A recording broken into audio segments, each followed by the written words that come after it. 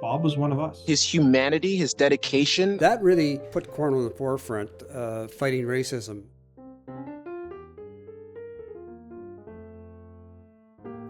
For decades, the Bob Turner Memorial Centre stood as a prime gathering place in Cornwall, Ontario. My brother and I grew up on its indoor rink, playing minor hockey, or just monkeying around. My grandfather's company laid the brick for the place way back in the early 1960s. The Bob, as it came to be known by many, is long gone now, demolished just over a decade ago. And this is the only sign of it that remains today. And that's why there's a group here in Cornwall that's worried that the legacy of the name behind the building, Bob Turner, is in danger of fading away too. When they tore down the Bob Turner Center, I advocated for something to be named after him. Don't just tear down the building and let his name disappear. In the fall of 1960, after being celebrated for his work as Cornwall's recreation director, Turner and his young interracial family came under threat. The city's mayor said Turner had been receiving anonymous phone calls for weeks.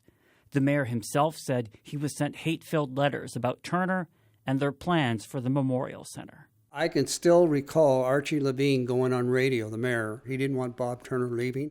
This is a street that the Turners were living on at the time all this was happening. In fact, if you follow me, it was actually one of my granduncles who rented the Turners their place in the top apartment there in the house just by the corner.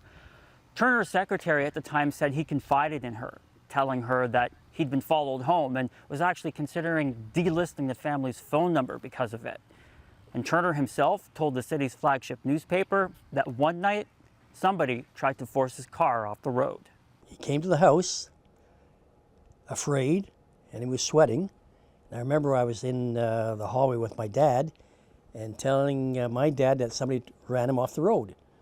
Turner, his wife, and their two young girls left town, and Turner debated whether to stay in Cornwall, a crisis that would test Cornwall's reputation as the quote-unquote friendly city. It was a defining moment for the city. We were a factory town, easy to say we're a redneck city, and that really put Cornwall in the forefront, fighting racism. Cornwall residents know Bob Turner's name, but not everyone knows his larger story and the barriers he faced throughout his life. I'm aware of some of his history about, what he gave to sports in the community. I remember coming to Cornwall as a kid, playing the old Bob Turner. I never knew that much about Bob Turner, but enough to say he was a good part of history. Turner was a former athlete from New Jersey who got his start in professional baseball in a segregated black league. At age 17, while still in high school, he played several games for the Newark Eagles, in a league formed because of the ban against black players in the major league. After Jackie Robinson became the first black baseball player to break the major league color barrier, Turner had hopes of breaking into the majors too. But despite reportedly being looked at by some MLB teams, he never made it. Instead, he became part of a wave of black American baseball players who, in the late 1940s, left the United States and came to other places, including Canada, to play ball.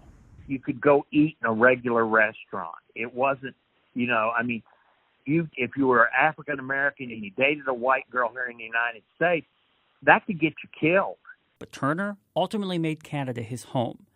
He'd fallen in love with a small-town Ontario woman. That's a picture of Mom and Dad in front of his home. When did they get married? 1950. It was a whirlwind romance. Turner and his new wife, Doris Grenham, got hitched shortly after meeting in Brockville, Ontario. Doris was from the tiny village of Athens, Ontario, and Turner was only the second black person she'd ever seen. There was a wealthy man who had a cottage or a camp down on Charleston Lake and had a black chauffeur, so that's all Mom ever knew. Senator Bernadette Clément of Cornwall, Ontario's first black woman mayor, says that for her, it's personal. Clément's mother was white, her dad black, and they too married during the civil rights era. My parents were courageous and brave, and it was difficult for them. Turner and Doris traveled everywhere as a couple during Turner's final years in baseball, including Mexico, California, and other parts of the United States. It was the best years of her life. But it wasn't always easy. Some states still had laws against interracial marriage. He played in, I don't know if it was in North Dakota or South Dakota. Nobody would rent them a place to live, so they stayed at a brothel. Turner ended his baseball career in the mid-1950s. He moved the family to Colborne, Ontario, taking a job there as one of the province's first black recreation directors, and made a huge impression on kids like John Hill. It was the 1950s, and there was a lot of racial problems in the United States. But in Colborne, with the youth having the ability to interact with this very impressive black man, I think that it dissolved any idea of inferiority of a racial person for a whole generation of youth in Colborne. Talk to anyone from Colborne, and the first thing they'll mention about Turner is the touring 70-person trumpet band and baton group he launched. Turner even tried raising enough money to fly the group to California so they could participate in the Rose Parade. But he couldn't get the plan off the ground. According to baton twirler Arliss Teal, some parents were simply against Turner because he was black. A lot of the people, they couldn't quite understand why this white woman would marry a black guy. In 1958, though, the big city, relatively speaking, came calling. This is Cornwall, Ontario. It's a place where children get born, go to school, grow up, a place where... Again, the Turners found themselves in a largely white community. When Turner met his first secretary, Bernice Charlebois, she nervously blurted out, "But you're black." He laughed, that hearty laugh of his, and he said, "Yeah, I'm black." He was really well liked. I didn't know anyone who didn't like Bob. Turner's daughters only remember a few other black people living here when they were young. That's another reason Turner's story resonates so strongly with Senator Clément. When Clément herself moved to Cornwall decades after Turner's death in the early 90s, black people still only accounted for less than 1% of the city's population. And so when Clément became a city councillor and started learning about Turner's story, she was stunned. Understanding that I had chosen to move to a city where Bob Turner had chosen to go with his family, that the mayor and council of the time would defend and stand up for him, meant that I felt stronger in my role as a city councillor. Turner quickly gained recognition for pumping new life into Cornwall's sports and recreation scene.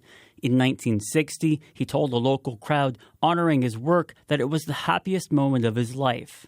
And it was only a few months later that words of the threats against Turner became public. He was head of the recreation department, doing a very good job. Why would people do this to him? So this is when the pro-Bob camp really mobilized. City Council of the day officially endorsed Turner and his work. The newspaper, the Standard Fielder, warned about the reputational hit Cornwall would take if the Turners left for good. And here, on this stretch of downtown sidewalk, a small group of kids, including André Poirier, now in his 70s, demonstrated in support of the man they'd come to look up to. I'm the second over with the sign that says, "We like Bob." It was the right thing to do. There was obviously no reason of any kind whatsoever for Mr. Turner to have to go through what he did. For Joy, what stands out about that period is her parents' marriage. And the strength of their relationship, to be able to endure what they obviously must have endured. After about a week's soul-searching, Turner decided his family would stay in Cornwall. But the city didn't get to enjoy its moral victory for very long. In April 1962, Turner walked into this building behind me, the former Cornwall General Hospital, and never made it back out alive. According to his friends and family, he came here for a minor operation. Something went wrong with the anesthesia.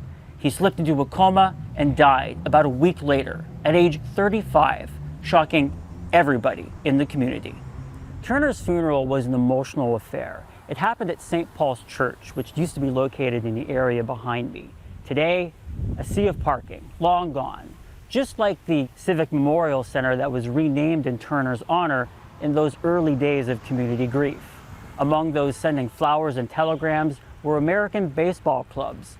My great-uncle, Adelard Kenville, was one of Turner's pallbearers, and Dorothy Blackburn, Turner's secretary, says she was so upset she had to be escorted out of the funeral home. I never thought I'd break down, but I really did. I really came out crying, and I never thought I'd behave that way. A Grieve in Cornwall named its new arena after Turner, or as it came to be known, the Bob. Doris Turner went on to live into her 80s, noted for her own contributions in Cornwall, including a successful push for the city's first paratransit bus service. Doris died in 2011, 2 years before the Bob came down. Her grave dated decades apart from the man she loved.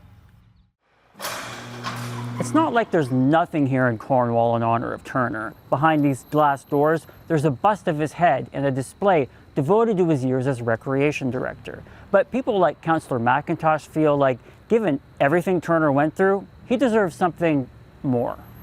Having a memorial that is suited to the legacy that he has left and the opportunities that he opened up for other people of color is really important to us. We think it should be more than a trophy case. There's been talk in recent years of a statue, a mural, maybe naming one of the new ice pads after Turner.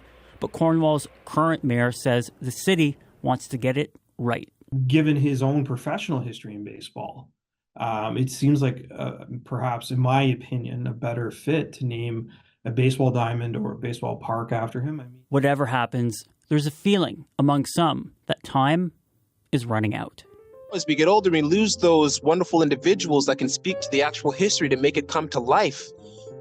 I don't want us getting lazy in our approach of grabbing our history and planting it and letting it grow, because I don't want it to be a whisper. I don't want it to be only people that are in the know that can talk about it. It's an unfinished story.